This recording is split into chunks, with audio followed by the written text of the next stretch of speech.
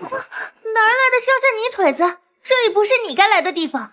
我是苏家真千金苏清言。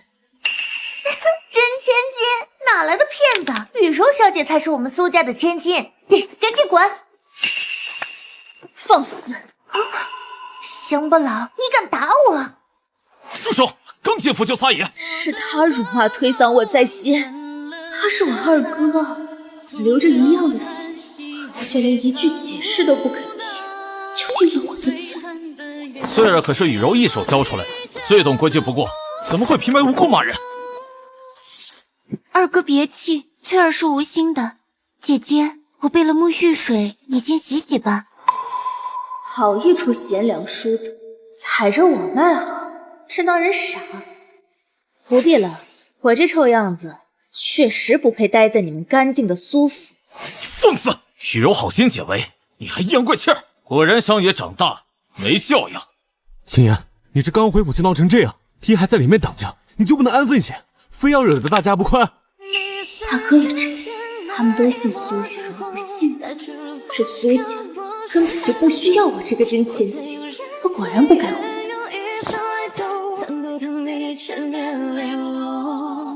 老爷，靖王殿下亲自登门拜访了。同样是苏家的女儿，她是众星捧月的娇客，我却是连上桌资格都没有的乡下丫头。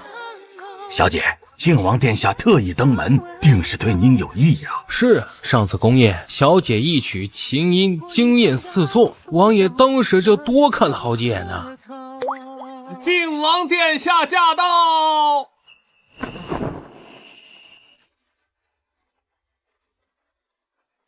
臣女苏雨柔恭迎王爷，王爷一路辛苦，快请上座歇息。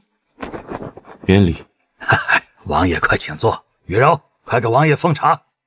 林殊先生，解毒丹可诊。他知道我的身份，可我从未在他面前显露过医术，他怎么会？王爷，您认错人了吧？这是刚从乡下找回来的姐姐，她哪懂什么医术？你这骗子，刚回府就敢蒙骗王爷！青言，王爷岂容你戏耍，赶紧认错，别连累了全家。认错？连问都不问我一句，就笃定我是骗他的。在他们眼里，我永远都是那个只会撒谎、粗鄙不堪的乡下丫头。王爷认错人了。上月先生借我3株雪莲做药引，忘了吗？王爷别信他，他怎么可能是林殊先生？是啊，王爷，这丫头刚回来，粗鄙得很，哪懂什么医术啊？您别被他骗了。这就是我的父亲，我的兄长。为了偏袒苏雨柔，为了不惹王爷不快，他们连一句辩解都不肯为我说，直接就给我定了欺瞒王爷的罪。在这个家里，我从来都是个外人。本王倒想问问苏小姐，本王找的是你吗？王爷，臣女只是怕您被蒙骗。哼，又是这样，每次被拆穿就哭，好像全世界都欺负了他。明明是他教唆丫鬟欺负我，现在倒成了为苏家着想的好人，我反倒成了挑事的恶人了。这是怎么回事？难道乡下回来的那位才是真有本事的？哎呦，别乱说话，没看苏家人脸都绿了。肯定是你用了什么妖术迷惑王爷，雨柔怎么会说谎？翠儿，你说刚才是不是他先欺负你的？是苏小姐，不是青言小姐她。连翠儿自己都编不下去了，可苏明哲还是不肯信。这苏家到底还有没有是非黑白？是我让你推我，还是我逼你骂我乡巴佬？苏二公子要查，不如让下人把话说清楚。本王也想知道苏家的规矩。还不快说实话！你要是敢撒谎，立刻杖子逐出府。是雨柔小姐，昨天的事都是我按小姐的吩咐做的。你胡说！我什么时候让你做这些了？你是不是被他收买了？证据确凿，他还在狡辩。可就算他承认了，又能怎样？苏明哲他们还是会原谅他的。青言，雨柔她也是一时糊涂。一家人哪有隔夜仇？你就别计较了，给雨柔个台阶下。计较？二哥眼里只有他苏雨柔是家人，我不过是个抢了他位置的外人，对吗？心言，家和万事兴，别让王爷看了笑话。苏家的和就是让真千金受委屈，护着挑事的假千金。本王倒觉得林殊先生没计较，已是宽宏大量。王爷，臣女真的知道错了，姐姐，求你原谅我这一次，我再也不敢了。又来这套，装可怜博同情，好像我不原谅他就是我心狠手辣。可他当初教唆翠儿欺负我的时候，怎么没想过会有今天？苏小姐，自重。你就不能大度点？雨柔都跟你道歉了，你非要闹得家产不宁才甘心吗？哎呀，王爷息怒，小儿无状，让王爷见笑了。青言，是父亲没教好你二哥，也没查清事情原委。哎呀，委屈你了。现在知道我委屈了，早干什么去了？若不是王爷在这儿，你怕是早就和苏明哲一起骂我不懂规矩了吧？苏大人有话不妨直说。既然王爷与青言有要事商议，前厅人多眼杂，实在不便，老夫已让人备好茶点，还请王爷一步。明哲，还不快给你妹妹道歉？是二哥不对，你别往心里去。不必了。林殊先生，一步。请。上月药王谷，先生救我时说要找苏家讨一样东西。他怎么知道？王爷消息倒是灵通。哼，先生要找的可是这个。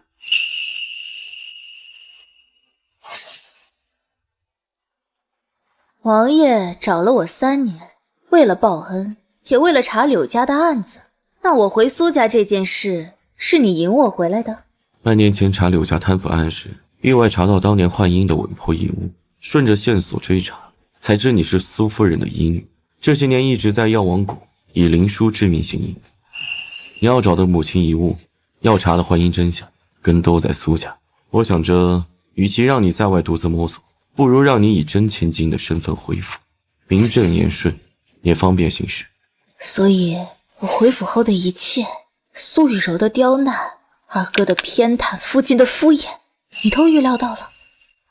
柳家与苏家的牵扯，苏雨柔的心思，我早有耳闻，却没想到他们会这般明目张胆地欺辱你。本想让你借苏家的身份做屏障，却反倒让你受了委屈。那日在苏府前厅出手，也并非临时起意，是我失算在先。千金可有解药？忍着，取经会很痛。林殊先生的救命之恩，今王小绝必报。你就不怕我不愿回苏家？不怕我只想在药王谷安稳行医？从你在药炉不肯见死不救，从你10年间从未放弃寻找母亲遗物，我就知道你不是肯安于现状的人。柳家暗算我在前，害你母亲在后，这笔账本王与先生早晚会算。引你回府，是给你一个契机，也是给我一个偿还恩情、联手复仇的理由。联手可以，但我的账我要亲手算。全凭林殊先生吩咐。此人倒不似传闻中那般冷漠。解毒丹在我住处，我取来给你。正好，本王送你回去，省得某些人又耍手段。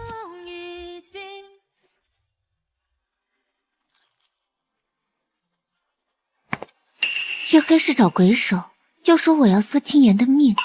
小姐，杀人是灭门大罪啊！要是被王爷和老爷发现又怎样？他不死，我在苏家就永无立足之地。王爷眼里根本没有我，再留着他，我迟早被踩成泥。快去！苏家就给你住这种地方？乡下来的外人，有地方住就不错了。就让人把西跨院的暖阁收拾出来，给苏小姐住。王爷不必如此，我住在这里挺好的，不用麻烦。他为什么要帮我？暖阁是苏雨柔之前住着的地方，他这么做不是明摆着打苏家的脸吗？林殊先生为我炼药，本王总得尽点地主之谊。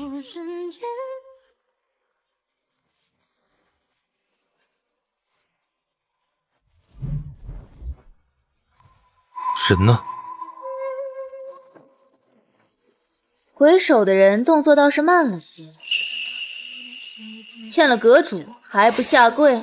苏雨柔倒是急不可耐啊，白天刚被拆穿，晚上就敢派人来杀我。看来我不亮出幽冥阁的身份，他是不会安分的。属下不只是阁主家里，求阁主饶命，是苏雨柔给的金条，让属下杀你。你竟然是杀手阁阁主，你一直在骗我们！骗你们？我什么时候骗过你们？是你们从来都不肯相信我，从来都只把我当成乡下回来的骗子，粗鄙的丫头。回去告诉鬼手，再敢接苏家的单子，幽冥阁饶不了的。是，属下遵命。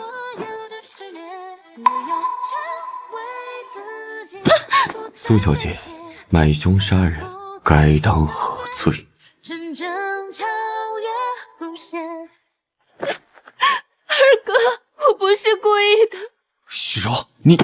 我知道青妍姐姐回来了，我就该走的。可我在苏家待了10年，早就把您和大哥当成亲哥哥了。我怕离开你们，怕再也没人疼我了。姐姐，我错了，我只是一时糊涂雇了人，我没有想真的害你啊。雨柔在府里10年，性子娇弱，定是被吓坏了才犯糊涂。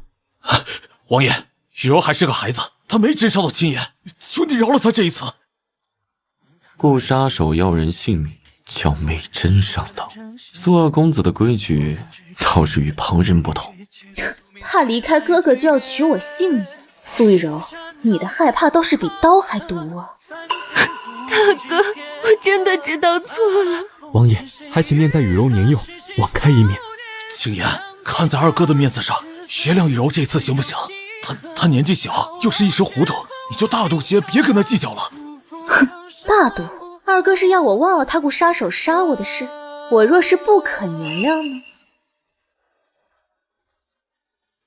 大哥，二哥，我知道错了，我只是个被抱错的假千金。青妍姐姐回来了，我就成了多余的人。姐姐，求你可怜可怜我，饶了我这一次吧。王爷，雨柔她就是一时糊涂，求您看在苏家的面子上，饶了她这一回。苏二公子倒是大方，用旁人的性命来体谅他的害怕。王爷息怒，苏家愿意加倍赔偿，只求王爷给他一个改过自新的机会。大哥要怎么管啊？再让他买一次杀手，看看能不能幸运的没伤到我。你怎么说话呢？雨柔都已经认错了，你还想怎样？非要逼死她才甘心吗？二哥别骂姐姐，都是我的错。姐姐要是实在气不过，就打我骂我吧，只要别赶我走，我做什么都愿意。心妍，雨柔已经服软了，一家人总要以和为贵。王爷，你也看到了，这苏家的理我不懂，也不想懂。本王只懂一个理：买凶杀人，按律当斩。苏大人是户部侍郎，该不会不懂律法吧？青妍，苏二哥求你了，你就当可怜可怜雨柔，跟王爷说句软话行不行？我要的你给不了。魏远侯夫人来信说是特来邀请苏家小姐参加3日后的赏花宴。快请侯夫人进来。王爷，赏花宴是京中贵女的盛会，雨柔素来受侯夫人喜爱，不如先将此事搁置，等宴后再议。先生觉得呢？也好，正好让京中贵人都看看苏家的好妹妹究竟是副什么模样。你就是从乡下被找回来的，侯府的花宴也是你能进的，别蹭脏了我们的衣裳。就是这样，只看衣着就定人高低。苏家怎么不教教规矩就放出来了？这要是冲撞了侯夫人，可不是闹着玩的。看来他们是想借着规矩羞辱我，好给苏雨柔撑场面呢。姐姐刚回来，难免不懂这些。嫣然和张姐姐别太计较。不懂规矩就该在家待着。雨柔，你也是心善，换作是我，可容不下这样粗鄙的姐姐。雨柔，听说你得了林一先生的曲谱，快给我们露一手。夫人过奖了，只是侥幸得到了半卷，还在研习呢。要我说啊，还是我们雨柔厉害。不像有些人，怕是连情轴都认不全。林一先生的琴艺可是天下一绝，苏青言，你见过琴吗？既然雨柔要弹琴，不如让苏青言也试试，就算弹不出曲子，拨弄2下，让我们开开眼也好啊。对啊，敢不敢上台试试？别光站着当木头桩子。别难为姐姐了。怎么不敢？还是真的连琴都不会碰？敢不敢比试啊？不敢就趁早滚出侯府。比就比，只是输了的人可得给我道歉。道歉？你要是弹不出一个调，该给我们所有人道歉。姐姐，要不还是算了吧，我怕你紧张。苏雨柔，你以为这点小伎俩能难倒我？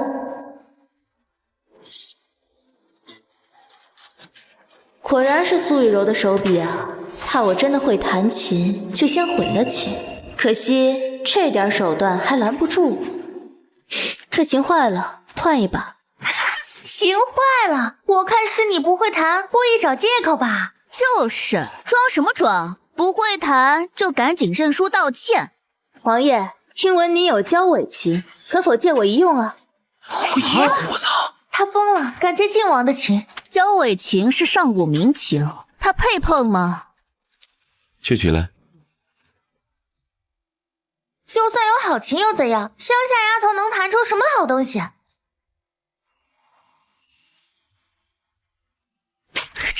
这是忘忧，是林荫先生失传的完整版忘忧。老身3年前在宫宴上听过半句，绝不会错。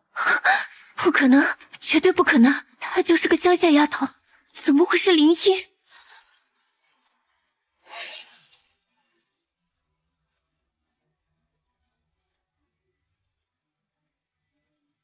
林荫先生，久违了。3年前宫宴上您半途离席，本王还以为再难听到完整版忘忧啊。王爷还记得，倒是难得。先生，您真是林荫先生，老身有眼无珠，先前多有怠慢，还请您恕罪。先生恕罪，我再也不敢了。先前是我嘴贱，您罚我吧。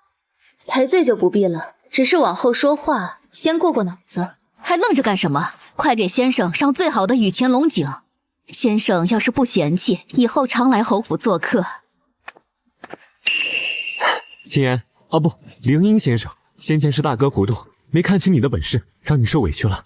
苏大人客气了，我只是个乡下回来的外人，当不起您的道歉。二哥救我！你先起来，有话好好说。二哥，我真的不是故意的，我只是太喜欢林荫先生的曲子，在皇城有曲谱，我没有骗大家，都是他故意让我出丑。青言先生，雨柔她也是一时糊涂，你看她都哭成这样了，就别跟她计较了吧。二哥倒是大度，我若是要计较又如何？二哥，我真的知道错了。先把她带下去，别在这丢人现眼。别哭了，跟我回去。苏青言，我不会放过你。他眼神不对劲，怕是要耍花招。正好，我倒要看看他还能玩出什么花样。我等着。雨柔，你怎么了？雨柔，你醒醒！苏青言，是不是你对他做了什么？天哪，吐血了！这颜色发黑，定是中了剧毒。刚还好好的，怎么突然就成这样了？苏青言，是不是你给雨柔下的毒？演的倒是逼真，可惜用错了药，破绽太明显。二哥哪只眼睛看到我下毒了？从方才到现在，我连他的衣角都没有碰过。二哥，是姐姐，她刚才递茶的时候用茶枕碰了我的手，我没过多久就浑身难受。青言，雨柔就算先前有错，也罪不至死啊！你若是真一时糊涂下了毒，赶紧把解药交出来。我看见了，是苏青言下的毒。难怪他刚才一直冷冰冰的，原来是早有预谋，真是蛇蝎心肠。没想到他竟是这样的人。林荫先生，此事可不能开玩笑，您还是赶紧拿出解药吧。住口！你们没有任何证据，就敢凭空诬陷林荫先生。证据？雨柔吐血昏迷就是证据。则刚跟苏七言起了冲突，除了他，还会有谁去害雨柔？你还想干什么？是不是想吃到灰迷灭口？我不准你碰他！别动！想要救他，就给我老实点。他没中毒，只是吃了假死散。你别胡说，这分明是剧毒的征兆。就是，我们刚才都看见了，那血黑的发亮。普通假死散自然没有黑血，但混了铁锈粉就不一样了。服下后，铁锈粉刺激喉咙黏膜出血，看着像剧毒，实则对身体无害。半个时辰后自然会醒，只是他剂量没有控制好，醒了怕是要嗓子沙哑半个月。以后再想装可怜哭哭啼啼，怕是没那么容易了。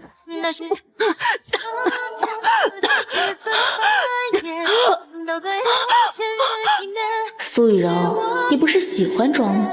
我就让你装到底，让所有人都看看你这副柔弱善良的面具下究竟藏着怎样恶毒的心肠。嗓子沙哑半个月，就当是你陷害我的一点小教训。先生不仅琴艺高超，竟还精通医术。魏延侯夫人有所不知，林荫先生的医术可比琴艺更出名。上月侯爷突发心疾，昏迷3日，便是林荫先生出手，用3针续命救回来的。我救魏远侯的时候，明明掩去了身份，他到底调查了我多少事情？他对我这么了解，到底为什么？原来您就是救了侯爷的活菩萨，老身真是有眼不识泰山，先前多有冒犯，还请先生恕罪。还愣着干什么？快给先生搬上首座。夫人不必多礼，举手之劳而已。苏家的家事，我想我们还是回府再说吧，免得在侯府扰了夫人的雅兴。有些账是时候好好算算。苏清言，贵妃娘娘召你即刻入宫。苏清言，贵妃可是我姨母，她定不会饶了你。到了宫里，我看你怎么死。你就是苏清言，倒是比传闻中看着粗野些，难怪会在侯府欺负雨柔。娘娘明察，臣女并未欺负苏雨柔，是她自服了掺了铁锈粉的假死散，故意吐血构陷臣女。此事侯府众人皆可作证。一派胡言，定是你嫉妒她在苏家受宠，故意下毒手不成，反倒倒打一耙。娘娘若不信，可传侯府管家与在场的贵女问话，臣女所言句句属实。好个牙尖嘴利的刁蛮丫头！本宫说你错了，你便是错了。来人，把这不知尊卑的东西拖下去，掌嘴20，让他好好学学规矩。李贵妃摆明了要护着苏雨柔，今日她是难善了。住手！晋王殿下，此乃本宫的宫闱私事，殿下未经通传擅自闯入，怕是不合宫中规矩吧？规矩？贵妃娘娘要动人，怕是还不知道她的身份呢。不过是苏家找回来的乡下丫头，能有什么身份？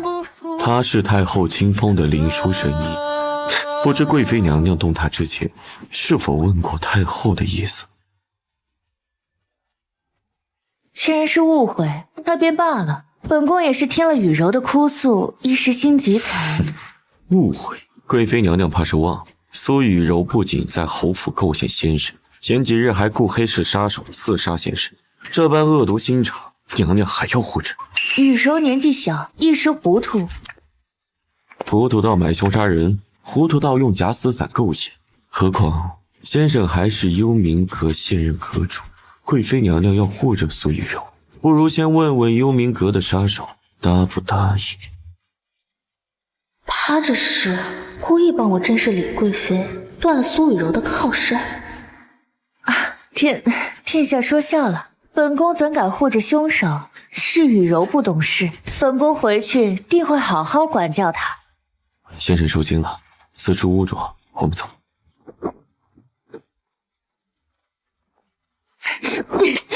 去告诉苏雨柔，以后别再招惹苏清言，否则连本宫都保不住她。我查到当年的稳婆临终前曾受李贵妃收买，这块玉佩是你母亲的遗物，她当年就是用这玉佩为信物，托稳婆照顾你，怕你入宫遇险，我便提前取来了。原来他一直在默默帮我查当年的真相，连母亲的遗物都找回来了。王爷为何要帮我？3年前药王谷，先生救过我一命，何况护着你，本就是我想做的事。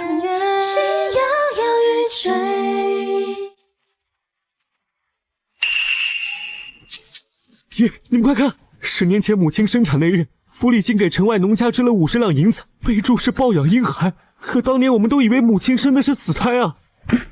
胡说，那是给下人看病的钱，记错了。抱养女婴，当年娘生产后，柳氏稳婆明明说孩子生下来就没气了，还说爹你亲手把死胎埋在了后山。我就是当年被说成死胎的孩子，这是我娘留给我的。她说当年和李贵妃上山礼佛，突然动了胎气，就在山神庙生下了我。可柳氏说你没活成，爹还为此消沉了半个月，后来才从乡下抱回了雨柔，说怕娘伤心。伤心？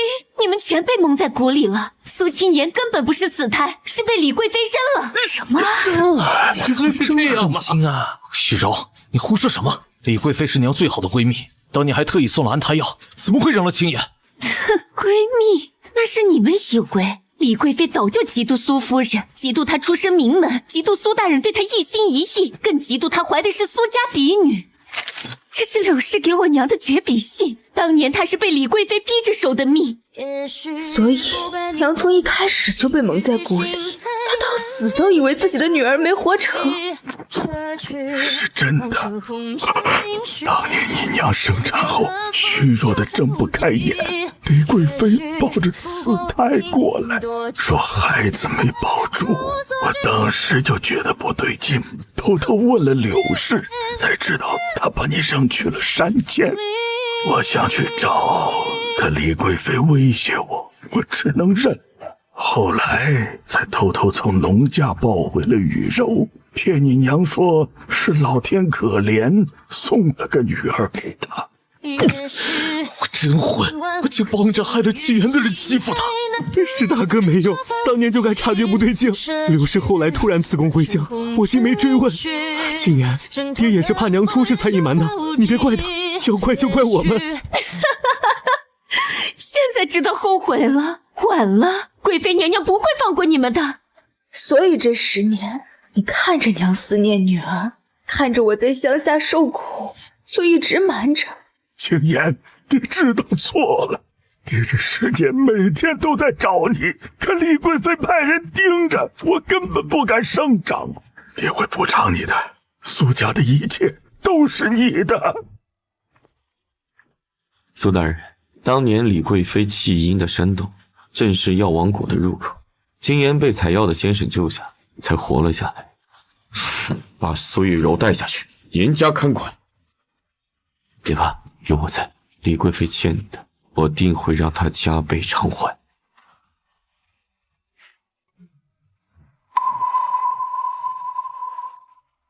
奉旨查案，苏清言涉嫌与北狄通敌，即刻随我回衙门受审。别冲动，这是丞相的人，尹鹏英只会落人口实。通敌？我与北狄素无往来，丞相可有证据？证据确凿，昨夜禁军在城外截获北狄密使，搜出你亲笔写的降书，上面还有幽冥阁的印章。这不是你的字迹，是伪造的呀！清言，你快解释啊！李贵妃与丞相倒是下了血本，连密使都敢伪造，这是要置我于死地。密使在哪儿？我要与他对峙。密使拒捕，被当场斩杀。苏小姐若不认罪，休怪禁军无礼。谁敢动她？万里山河不问何处归程，生死只一瞬。老眼本王倒要问问，没有圣上圣旨，仅凭丞相令牌，谁敢拿太后亲封的义女？一剑了却残魂。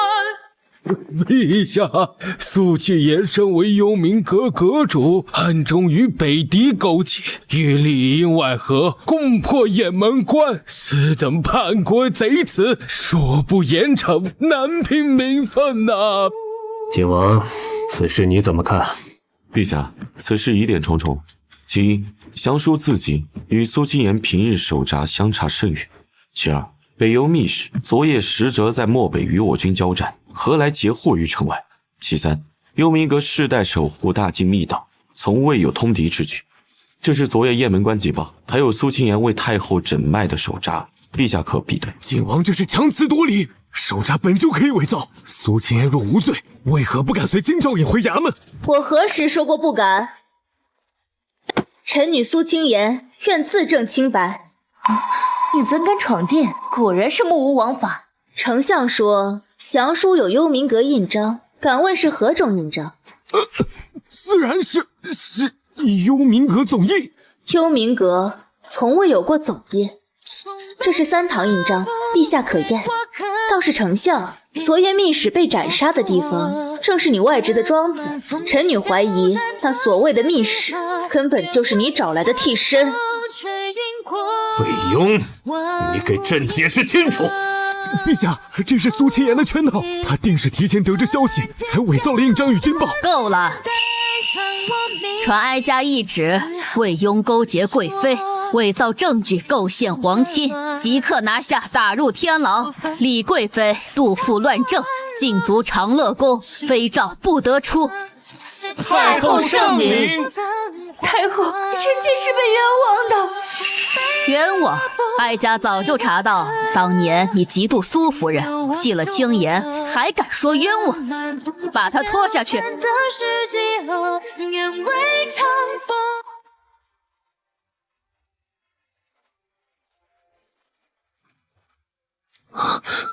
清言，没事就好。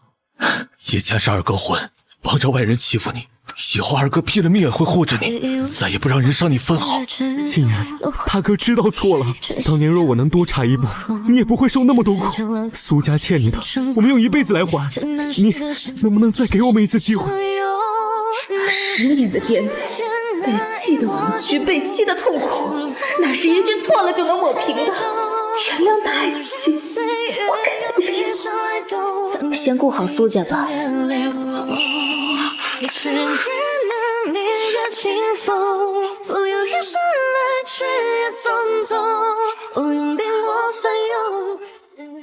陛下赏的，戴起来很好看。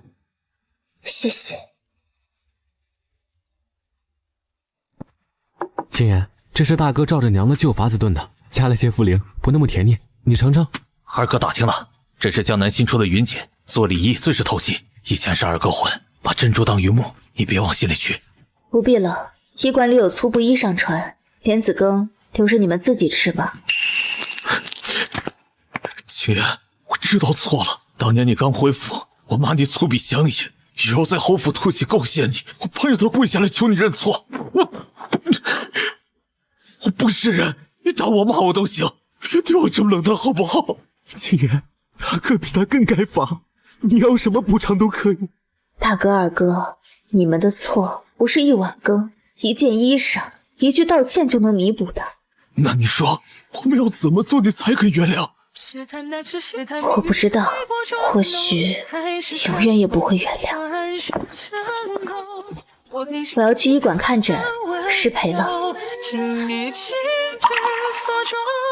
不过一场大梦所用，何去又何从？清言，我们打听清楚了，你城西的药田荒了大半，我去帮你翻地种药。医馆的账次没人管，二哥以前跟着账房先生学过，让他去记账。我们不要贡献，就想做点事。不必了，我已经故人了。锄头握得再紧，也挖不掉当年你们护着他，把我粗鄙的记忆。账本算得再清，也算不清我在药王谷熬过的那些寒夜。雇了人我们也去，总能帮上忙的。哎，苏先生啊，您这2个哥哥从中午就来帮忙了，劝都劝不走，说是欠您的。衣衫湿透又如何？手指划破又怎样？现在的汗水洗不掉过去的亏欠，更换不来我的原谅。有些伤刻进了骨髓，不是靠翻几亩地、记几本账就能抹平的。我不会原谅，永远都不会。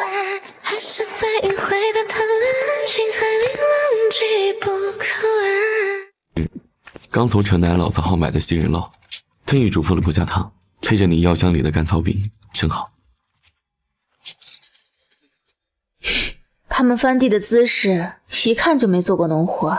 以前托人找老农学了3天，明哲昨天练跳草字，指尖扎了7个字，还嘴硬说小伤。他们是笨了点，但心是真的。心是真的，就能抹掉以前的事吗？不能，伤口是真的，委屈是真的，所以你可以不原谅，也可以永远记着。但静言，我不是来劝你原谅他们的。从妖王国的雨夜，我记了3年，也等了3年。我知道你怕再被辜负，怕真心错付，但我想告诉你，我护你不是因为报恩，只是因为你是苏清言。我不逼你立刻回答，这玉簪你先收着，什么时候你觉得愿意了，哪怕只是愿意试着相信我，再告诉我。如果你永远不愿意，那我也守着你，像守着药田的薄荷，守着医馆的药箱，不远不近，只要你平安。玉簪别摔了，我保管定护得好好的。杏仁酪要凉了。